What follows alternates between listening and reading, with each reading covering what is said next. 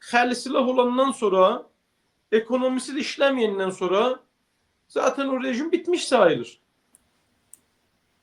Bəli. Təşəkkür edirəm dəyərli Məcid bəy. Mahmud bəy, bu Məcid bəyin danışmaqlarına bir münasibət bildirirsiniz ya mən keçim ikinci sualıma? Ben bir dakika bir şey diyeyim Bilal. Bu vaqiyyət budur ki, bu meselede İran rejimi bu ömür boyu, yani bu ömründe bu 46 yıl içinde trilyon dolar, yani 2 trilyon dolar bu milletlere İran'da zərbə vurubdu ekonomi baxımından. Fikirləşin ki, Əhmədinəcad 8 ilin içində 700 milyar dolarlıq neft satmışdı. O mütəxəssislər beraber deyirlər ki, İran hakimiyyəti bu atom məsələsi ilə bağlı, raketlər məsələsi ilə bağlı, təhacümlü siyasətlər məsələsi ilə bağlı ki, İsrail məhv olsun və niyabəti qüvvələrin məsələsi. Yəni bu çox yanlış bu siyasətlər əsasında əgər o pullar düzgün fəqət elə İranın içində qalsaydı, bugün hər bir ailənin gəliri bəlkə 10 bin dolardan çox idi. İndi bu günlərim gəlib olubdur 1000-1500 doların civarında. Niyə? Bu pulları kim oğurlayıb cəmaatın sufrasından? Həmin bu hakimiyyətin yanlış siyasətləri. Gene de ekonomi mütəxəssislər deyirlər ki, fəqət geçən il 54 milyar dolar İran zərər elədi ekonomide. Nə ilə bağlı? Gene de bu təhrimlər, gene de rejim yanlış siyasətləri ilə nə bilim İsrailə qarşı mən təhacüm edəyəm, nə bilim 3-cü vədi Sadiq 3-cü qabağa keçirdən. Yəni fəqət buradan fəqət elə onu bunu çalışır ki, qorxutsun. Və bu qorxutma hamısı pul götürür, xərc götürür. Eyni halda bunların hamısı üstə cəmaatın gözünə gedir. Cəmaatın yaşamı pislənir. Cəmaat indi elə bir durumdadır ki, heç yerdə belə bir şey görünməyib. Heç ölkədə bir şey görünməyib ki, başqa ölkə deyə mən həmlə edirəm sənin ölkəyən və cəmaat sevinə ki, elə bunu dağıt. Yəni cəmaatın zihnində belə bir şey gəlir ki, əgər hücum eləsə, bu hakimiyyət ehtimal bu atom məsələsini vuracaq, biraz böyüyəcəkdir, fərmandehlərini vuracaq, nizami qüvvələrini vuracaq və ehtimal rejimin dəyişməsi vardır. Cəmaatın içində çoxluq sevinir bu məsələdən. Dünyanın heç yerində belə bir şey görünməyibdir. Halbuki təhacüm əsasda eşikdən gələn təhacümdür. Gərək milli baxımdan, ırqı milli durama təhacüm gələn qarşısında. Amma ki, cəmaatda bu məsələni öldürüb bu hakimiyyət bu yanlış siyasətləri ilə. Hər halda Güney Azərbaycanın mənfəətləri əsasında məsələyə yanaşsaq, deyə bilirik ki, Güney Azərbaycanın əsas məsələ atom məsələsinin fasllarının atom məsələsinin olmamasıdır. Yəni rejim, əgər Amerika atom məsələlərini vursa, mən fikir edirəm ki, sınırlı halda bu bizim mənfəətimizdədir. Niyə ki, Türklərlə faslların ki, məntəqədə bir İranla, yəni bölgədə və İranın içində Türk-Fas məsələsi əsas təzadlardan birisidir ki, hakimiyyət kimin əlində olsun məsələsi gedir. Və əgər bu mərkəzcə hakimiyyət faslıq əsaslı qabağa gəlsə və bunun əlində atom olsa, bu əslində Türklərin mənfəətli deyil. Özəlliklə Azərbaycan Cümhuriyyətinin, Türkiyə Cümhuriyyətinin və İranda olan Azərbaycan Türklərinin heç mənfəətinə deyil. Yəni rejim üçün adi normal rejim deyil. Yoxsa bu belə düşünür ki, əgər məndə atom məsələsi olsa, kimsə mənə hücum edə bilməz. Əgər belə olsaydı, sən niyə Pakistan həmlə elədin? Pakistanın atomu var da, amma sən gün görə həmlə elədin Pakistanın içinə. Ya Saudi Ərəbistan'a həmlə edirsən, fikirləşmirsən ki, Amerika obüsü səni nə ilə vurursan, onun Aramkosu vurub dağıdanda, nəftin vurub dağıdanda. Amma üçün hamıya zor deyir. Təbii ki, bunun tüsüsü də İranda yaşayan millətlərin gözünə gedir. Bu hakimiyyətin indiyə kimi millətlərə heç mənfəəti olmayıb ki, heç başdan da bir zərəri olubdur. Ona görə bu hakimiyyət indi İranda həm millətlərin birləşməsinin və bir demokratik hakimiyyətin yaranmasının qarşısında bir əngəldir. Həm millətlərin yaxşı yaşamasının qabağında bir əngəldir. Və buradandır ki, Azərbaycan Milli Hərəkatı çox düzgünlə deyir ki, azadlıq, ədalət, milli hökumət tərsə çıxış yolumuzdur hakimiyyətin bu çirkin hərəkətləri qarşısında.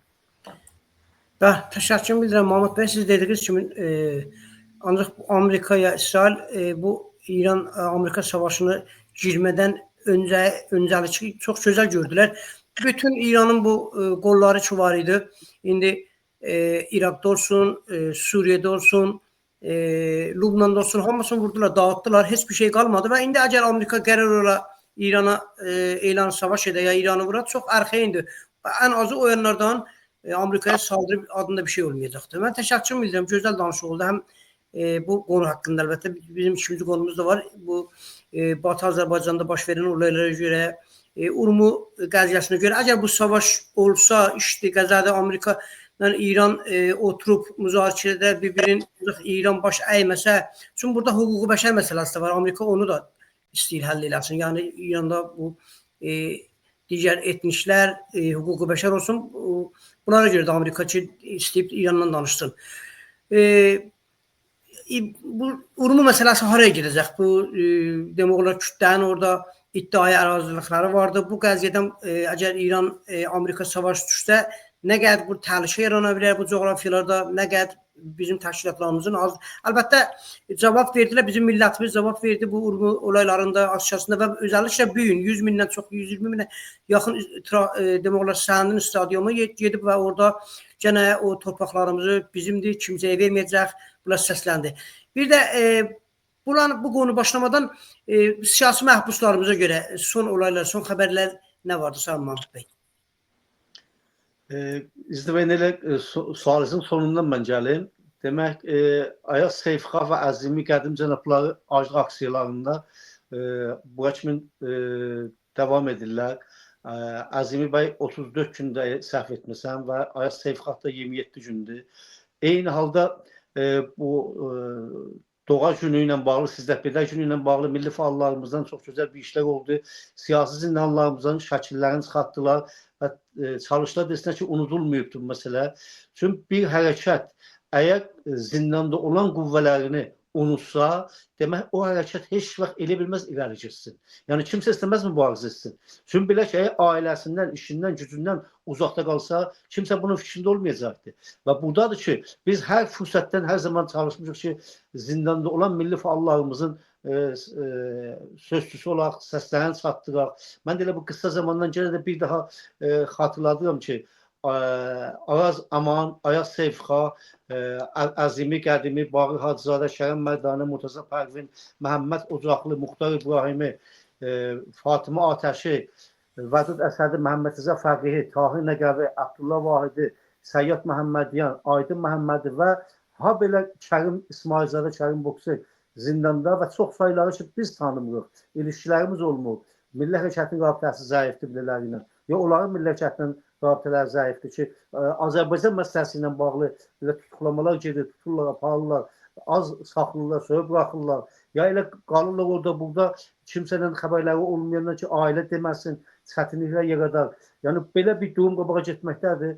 Amma milli fəallarımız həmişə bizim ürəyimizin içində, biz eşik içərik demədən bütün siyasi zindanlarımızın hər zaman demək ki, hararlarının yanında, onlar bizim üçün, bizim millətimiz üçün demək ki, zindanlardadırlar. Amma sözünüzə gələndə, sualınıza gələndə bu ki, bu Urmu hərəkatının ki, doğrudan Güney Azərbaycan Milli Hərəkatının tarixində görünülməz bir hərəkət idi. İndiyə kimin milli istəklər əsasından açıq o səviyyədə 400-500 min nəfər insan xiyabana gələcək və bilgili olaraq ki, gedirəm rejimin içindən onun programını dəyişəm və öz söyləmimi oturdam meydanın üstündə və bununla yanaşı bütün siyasi qüvvələrə, həm içəri, həm eşikli, həm milli hərəkətə, həm hakimiyyətin içində olan bürokratlara, hamıya mozamı göstərən bu çox bir yenilik idi ki, oldu və bu bizim üçün qürur verici oldu. Bizə hamımıza moral verdi və bunun ardından siz demişkən, bu günlərim Səhəndidə görürük ki, İstiqlal'la traktor oynayanda 120 min nəfər gedir və orada gənə də Urmu ilə bağlı şuarlar verilir, gənə də dil ilə bağlı və bu bizim milli hərəkətin potansiyelini göstərir. Göstərir ki, heç millət, mən açıq bunu deyirəm, net deyirəm bunu, heç millət, bizim millət qədərcə siyasi açıdan səhnədə deyil. Bizim millət səhnədədir. Başqa millətlər dolayısı yolu ilə faslar şərait axtarırlar ki, üstdən gəlsin, dövlət dəyişilsin.